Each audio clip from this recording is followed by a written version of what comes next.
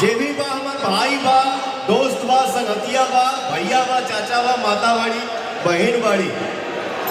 लेकिन भाई इतना अच्छा लगता है आप लोगों के बीच में आके जब पवनवा गुनगुनाता है या गाना गाता है और हमारे भाई सब झूम उठते हैं, नाच लेते हैं, नचा देते हैं, मजा आ जाता है।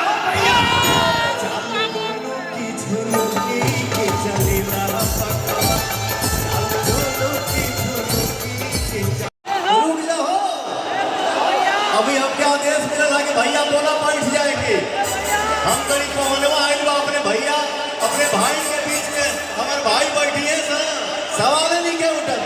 लेकिन भैया हो जे जहाँ खड़ा बा आराम से डांस करिए, बट किसी को डिस्टर्ब करके नहीं। चलो